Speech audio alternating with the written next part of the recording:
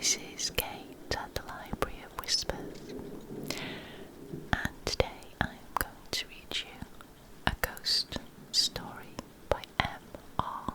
James. It's called The Haunted Doll's House. Let's begin. I suppose you get stuff of that kind through your hands pretty often, said Mr. Dillett, as he pointed with his stick to an object which shall be described when the time comes. And when he said it, he lied in his throat, and knew that he lied. Not once in 20 years, perhaps not once in a lifetime, could Mr. Chittenden, skilled as he was in ferreting out the forgotten treasures of half a dozen counties, expect to handle such a specimen. It was collector's palaver, and Mr. Chittenden recognised it as such. Stuff of that kind, Mr. Dillett. It's a museum piece, that is. Well, I suppose there are museums that'll take anything. I've seen one, not as good as that, years back, said Mr. Chittenden thoughtfully. But that's not likely to come into the market, and I'm told they have some fine ones of the period over the water. No, I'm only telling you the truth, Mr. Dillett. When I was to say that if you was to place an unlimited order with me for the very best that could be got, and you know I have facilities for getting to know of such things, and a reputation to maintain, well, all I can say is, I should lead you straight up to that one and say, I can't do no better for you than that, sir. Here, here, said Mr. Dillett, applauding ironically with the end of his stick on the floor of the shop. How much you sticking the innocent American buyer for it, eh? Oh, I shan't be over hard on the buyer, American or otherwise. You see, it stands this way, Mr. Dillett. If I knew just a bit more about the pedigree, or just a bit less, Mr. Dillett put in. Ah, you will have your joke, sir. No, but as I was saying, if I knew just a little more than what I do about the piece, though anyone can see for themselves it's a genuine thing, every last corner of it, and there's not been one of my men allowed so much as to touch it since it came into the shop, there'd be another figure in the price I'm asking. And what's that? 25. Multiply that by 3 and you've got it, sir. 75's my price, and 50's mine, said Mr. Dillett. The point of agreement was, of course, somewhere between the two. It does not matter exactly where. I think 60 guineas. But half an hour later the object was being packed, and within an hour Mr. Dillett had called for it in his car and driven away. Mr. Chittenden, holding the cheque in his hand, saw him off from the door with smiles and returned, still smiling, into the parlour, where his wife was making the tea. He stopped at the door. It's gone, he said.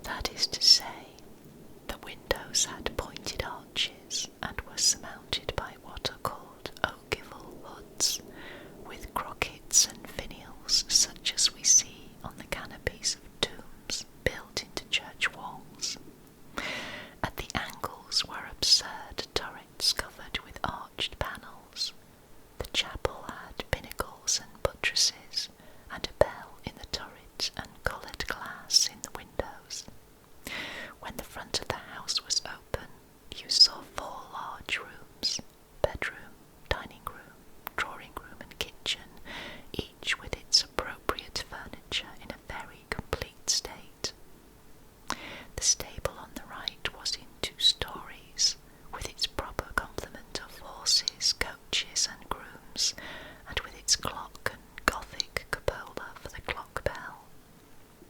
Pages, of course, might be written on the outfit of the mansion. How many frying pans, how many gilded chairs, what pictures, carpets, chandeliers, four-posters, table linen, glass, crockery, and plate it possessed. But all this must be left to the imagination. I will only say that the base or plinth on which the house stood, for it was fitted with one of some depth, which allowed of a flight of steps to the front door and a terrace partly balustraded, contained a shallow drawer or drawers in which were neatly stored sets of embroidered curtains, changes of raiment for the inmates, and, in short, all the materials for an infinite series of variations and refittings of the most absorbing and delightful kind. Quintessence of Horace Walpole, that's what it is. He must have had something to do with the making of it. Such was Mr. Dillett's murmured reflection as he knelt before it in a reverent ecstasy. Simply wonderful. This is my day, and no mistake. £500 coming in this morning for that cabinet, which I never cared about, and now this tumbling into my hands for a tenth, at the very most, of what it would fetch in town. Well, well, it almost makes one afraid something'll happen to counter it. Let's have a look at the population anyhow. Accordingly, he set them before him in a row. Again, here is an opportunity which some would snatch at of making an inventory of costume. I am incapable of it. There were a gentleman and lady in blue satin and brocade respectively. There were 2 children, a boy and a girl. There was a cook, a nurse, a footman, and there were the stable servants, 2 postilions, a coachman, 2 grooms. Anyone else? Yes, possibly. The curtains of the 4-poster in the bedroom were closely drawn around all 4 sides of it, and he put his finger in between them and felt in the bed. He drew the finger back hastily, for it almost seemed to him as if something had not stirred, perhaps but yielded in an odd live way as he pressed it. Then he put back the curtains, which ran on rods in the proper manner, and extracted from the bed a white-haired old gentleman in a long linen nightdress and cap, and laid him down by the rest. The tale was complete. Dinner time was now near, so Mr. Dillett spent but 5 minutes in putting the lady and children into the drawing-room, the gentleman into the dining-room, the servants into the kitchen and stables, and the old man back in his bed. He retired into his dressing-room next door, and we see and hear no more of him until something like 11 o'clock at night. His whim was to sleep surrounded by some of the gems of his collection. The big room in which we have seen him contained his bed, bath, wardrobe, and all the appliances of dressing were in a commodious room adjoining. But his 4-poster, which itself was a valued treasure, stood in the large room where he sometimes wrote, and often sat, and even received visitors. Tonight he repaired to it in a highly complacent frame of mind. There was no striking clock within earshot, none on the staircase, none in the stable, none in the distant church tower. Yet it is indubitable that Mr. Dillett was started out of a very pleasant slumber by a bell tolling 1. He was so much startled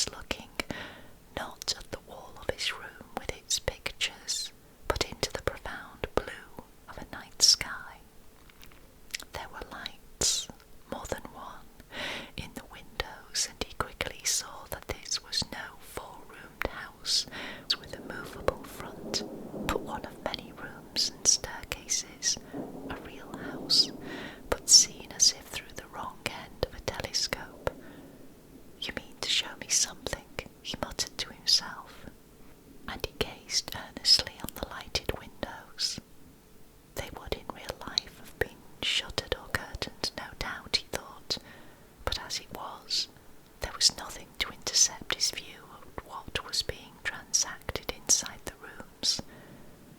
2 rooms were lighted, one on the ground floor to the right of the door, one upstairs on the left, the first brightly enough, the other rather dimly. The lower room was the dining room.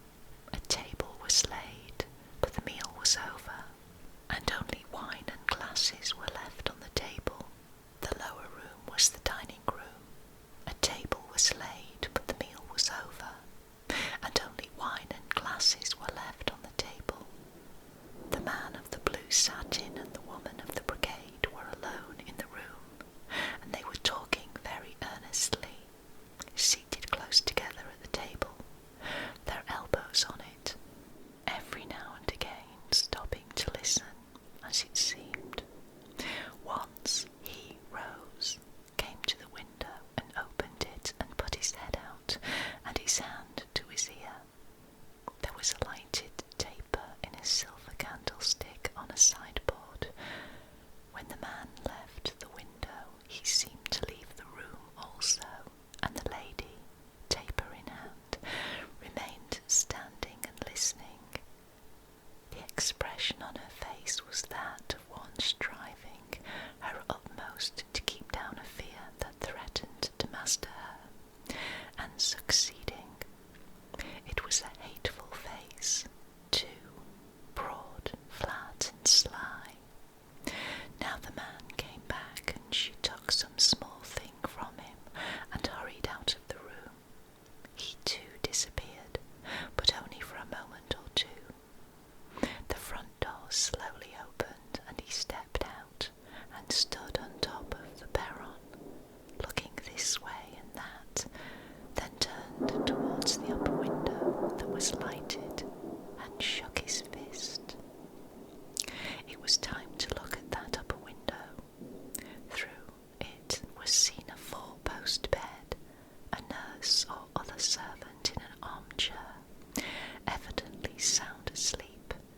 In the bed an old man lying, awake, and one would say anxious, from the way in which he shifted about and moved his fingers, beating tunes on the coverlet.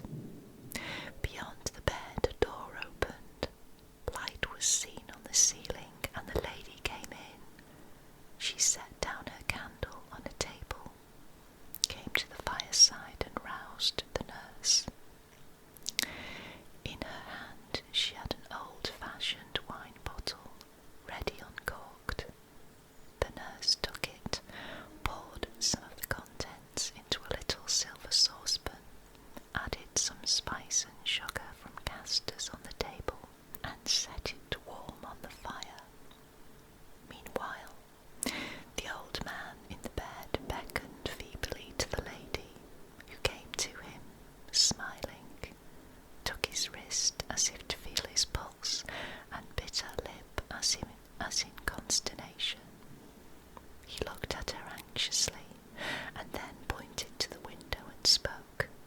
She nodded and did as the man below had done, opened the casement and listened, perhaps rather ostentatiously, then drew in her head and shook it, looking at the old man, who seemed to sigh. By this time the posset on the fire was steaming, and the nurse poured it into a small 2-handled silver bowl and brought it to the bedside. The old man seemed disinclined for it, and was waving it away, but the lady and the nurse together bent over him, and evidently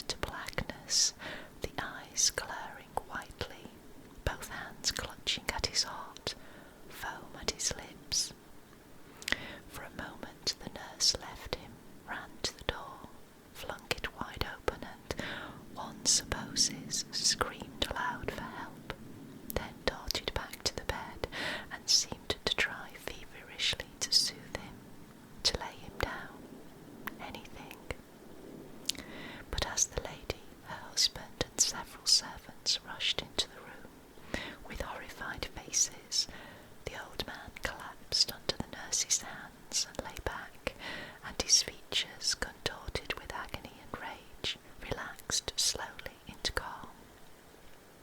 A few moments later, lights showed out to the left of the house, and a coach with flambeau drove up to the door. A white-wigged man in black got nimbly out and ran up the steps, carrying a small leather trunk-shaped box. He was met in the doorway by the man and his wife, she with her handkerchief clutched between her hands, he with a tragic face, but retaining his self-control. They led the newcomer into the dining room, where he set his box of papers on the table, and turning to them, listened with a face of consternation at what they had to tell. He nodded his head again and again, threw out his hand slightly, declined, it seemed, offers of refreshment and lodging for the night, and within a few minutes came slowly down the steps, entering the coach and driving off the way he had come. As the man in blue watched him from the top of the steps, a smile not pleasant to see stole slowly over his white, fat face. Darkness fell over the whole scene as the lights of the coach disappeared, but Mr. Dillett remained sitting up in the bed. He had rightly guessed that there would be a sequel. The house front glimmered out again before long, but now there was a difference. The lights were in other windows, one at the top of the house, the other illuminating the range of coloured windows of the chapel.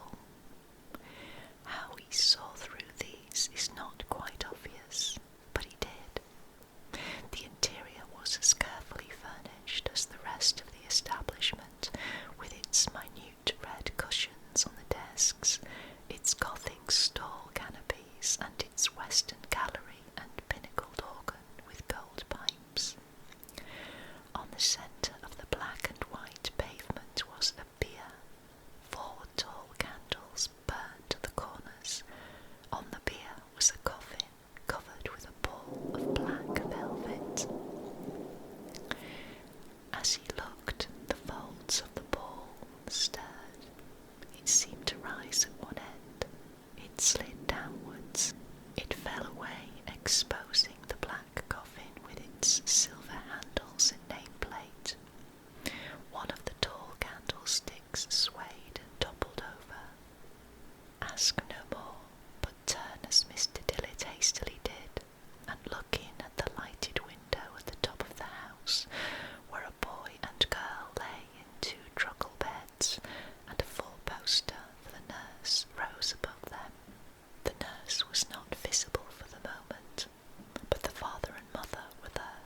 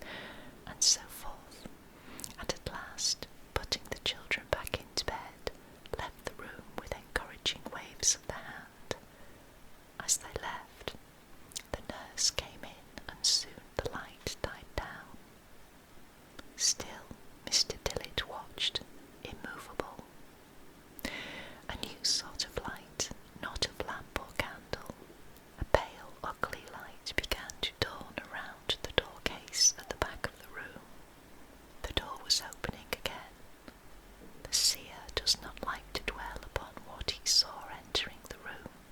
He says it might be described as a frog, the size of a man, but it had scanty white hair about its head. It was busy about the truckle beds, but not for long. The sound of cries, faint as if coming out of a vast distance, but even so infinitely appalling, reached the ear. There were signs of a hideous commotion all over the house.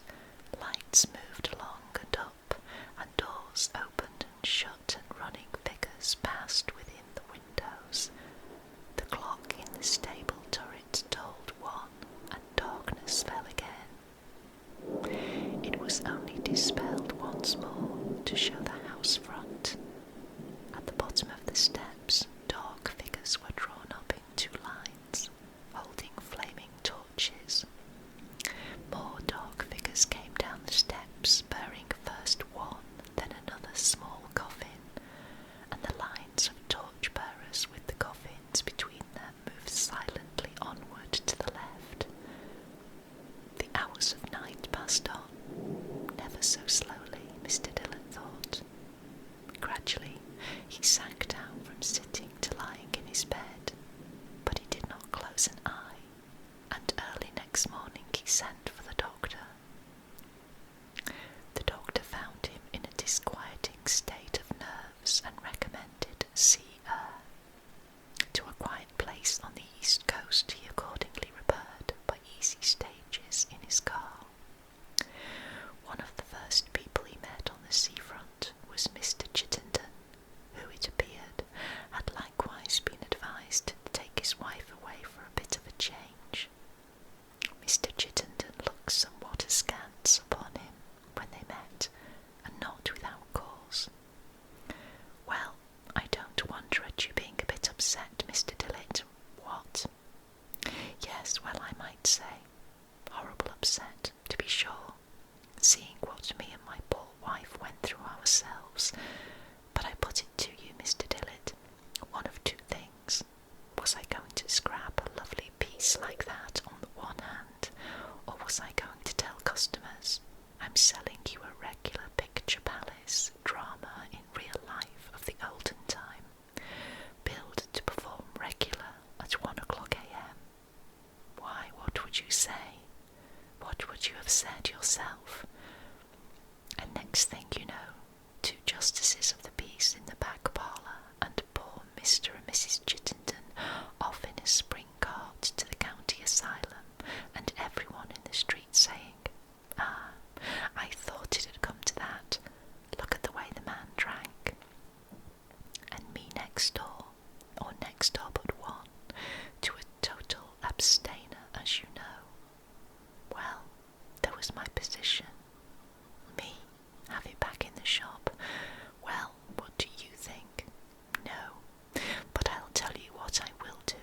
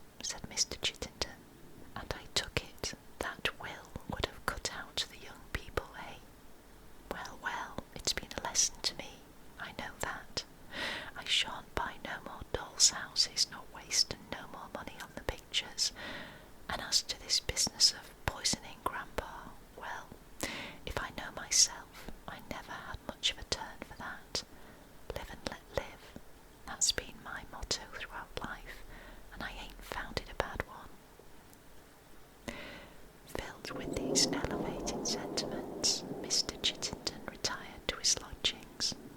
Mr. Dillett next day repaired to the local institute, where he hoped to find some clue to the riddle that absorbed him. He gazed in despair at a long file of the Canterbury and York Society's publications of the parish registers of the district.